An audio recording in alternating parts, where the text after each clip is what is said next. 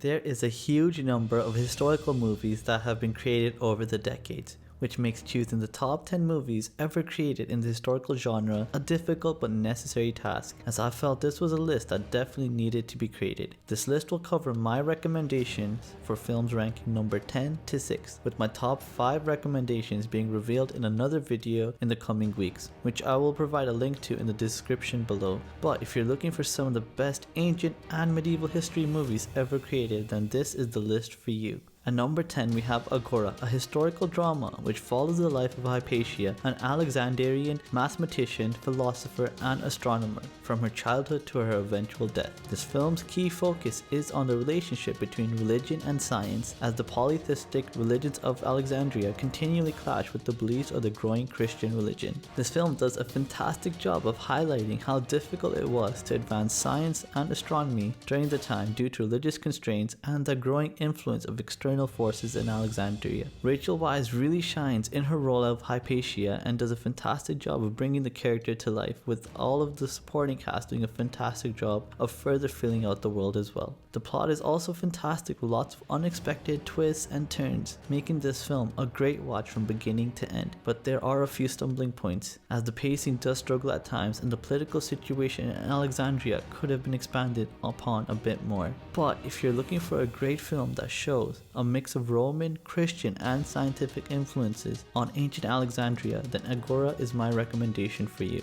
At number 9 we have the Netflix original film The King, which focuses on the life of King Henry V, who was the King of England during the early 1400s, and he was widely renowned throughout history for his small contingency of English archers and knights and their victory over a much larger and better equipped French army at Agincourt. This film follows the life of Henry Monmouth from shortly before he becomes king to a few weeks after his victory in France on the fields of Agincourt, and it does a great job of bringing the king's unique story to life. Like most productions by Netflix, this is a high budget, high quality film with fantastic acting by the entire cast, most notable being the quirky performance by Robert Pattinson, which you'll either love or hate. My primary gripe with this film is the level of historical inaccuracies throughout the entire movie, which is used to make Henry look like a reluctant, peace-loving king who hated the idea of war, when the reality is so much different. And Henry was a king who loved war from his first day on the throne, and he couldn't wait to finally get some glory and conquer lands in France. But if you can ignore some of the historical shortcomings of the film, then you will find a movie that has great acting, an interesting storyline, and some fantastic large-scale battles, which really brings the bloody reality of medieval warfare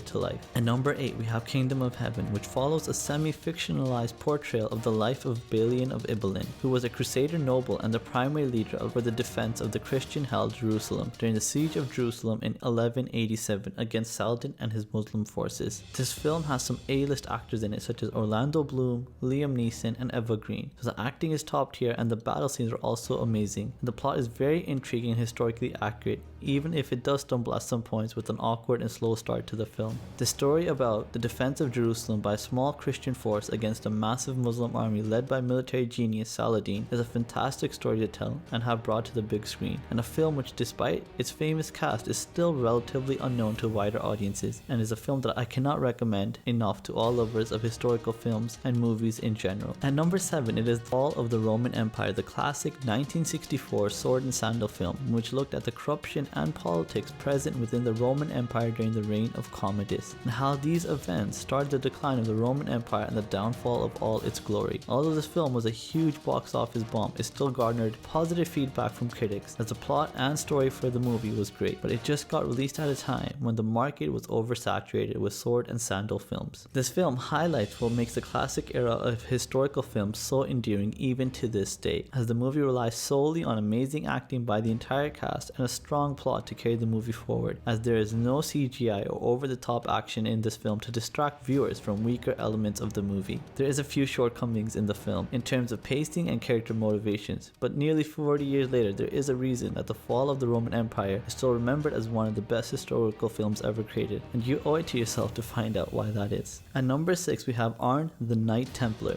which is a fictional story based around a Knights Templar if you couldn't decipher the clues in the movie's title. This is actually a two-part film series which is based off the best-selling Crusades book series by Han Julio, which sees a fictional character named Arn who becomes a Knights Templar and is a witness or catalyst to many real historical events such as the Battle of Montgazard and the Battle of Hattin. One thing I really loved about this film was the range of different languages spoken by knights on Crusade, which would have been accurate at the time as knights came from several diverse countries and backgrounds and to speak a range of languages, as is evident throughout the film. Arn the Knight Templar is also the most expensive film ever created in the history of Swedish cinema and is a fantastic feat of storytelling, cinematography, and bringing a semi-accurate historical depiction of the Knights Templars to our screens. So this film is definitely a strong recommendation for me. So lastly, I just wanted to say I hope you enjoyed this video on part 1 of the top 10 historical movies of all time, and if you found this video to be interesting, then please do keep an eye out for part 2, which will be releasing sometime next week. And also please do share and like this video with others, and also don't forget to subscribe as I post lists on historical TV shows and movies and documentaries on a regular basis. Thank you so much for watching.